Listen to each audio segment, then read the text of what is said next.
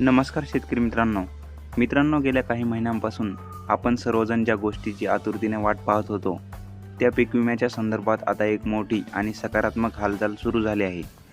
अतिवृष्टी आणि नैसर्गिक आपत्तीमुळे झालेल्या नुकसानीचा फटका बसलेल्या शेतकऱ्यांसाठी ही बातमी नक्कीच दिलासा देणारी ठरू शकते. आजच्या व्हिडिओमध्ये आपण अकोला, वाशिम, बुलढाणा आणि यवतमाळ या जिल्ह्यांची अंतिम पैसेवारी आणि पीक विमा वाटपाची नेमकी तारीख काय यावर सविस्तर चर्चा करणार आहोत. मित्रांनो, हिंगोली जिल्हाधिकाऱ्यांच्या उपस्थितीत नुकतीच एक महत्त्वाची बैठक पार पडली. या बैठकीत विमा कंपन्यांना स्पष्ट निर्देश देण्यात आले आहेत की येत्या 15 जानेवारीपासून पीक विमा वाटपाची प्रक्रिया सुरू करण्यात यावी. नियम असा सांगतो की एकदा पीक कापणी प्रयोगाची अंतिम आकडेवारी समोर आली की विमा कंपन्यांनी पुढील 3 आठवड्यात म्हणजेच 21 दिवसांच्या आत शेतकऱ्यांच्या खात्यावर विम्याची रक्कम जमा करणे बंधनकारक असते.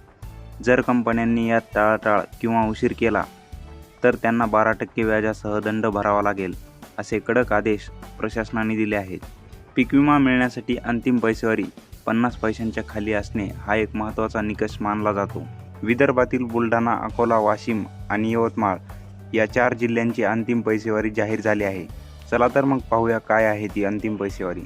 सर्वात प्रथम बुलढाणा जिल्ह्याची सरासरी पैसेवारी 47 पैसे जाहीर झाली आहे.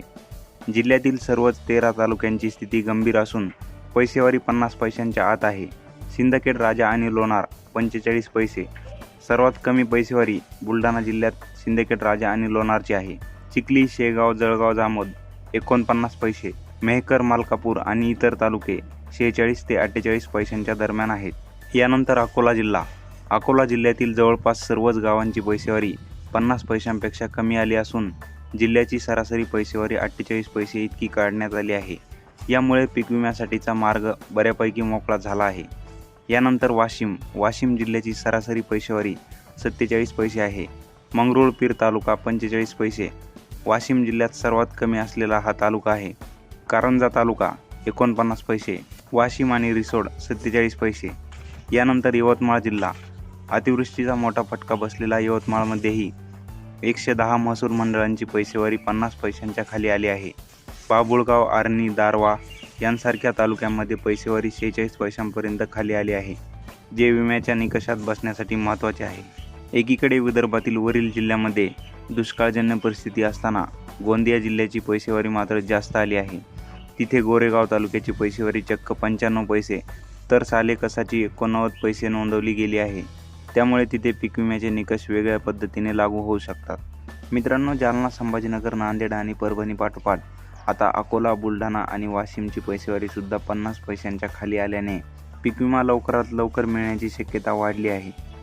प्रशासनाने 15 जानेवारीची डेडलाईन दिली आहे. आता फक्त विमा कंपन्या यावर किती वेगाने अंमलबजावणी करतात हे पाहणे महत्त्वाचे ठरेल. मित्रांनो, माहिती आवडली असेल तर व्हिडिओला नक्की लाईक करा आणि ही माहिती जास्तीत जास्त शेतकऱ्यांपर्यंत पोहोचवण्यासाठी व्हिडिओ शेअर करा. आणि जर आपल्या चॅनलवर पहिल्यांदा आला असेल तर चॅनलला सबस्क्राईब करा व बेल आयकॉनला प्रेस करा. धन्यवाद.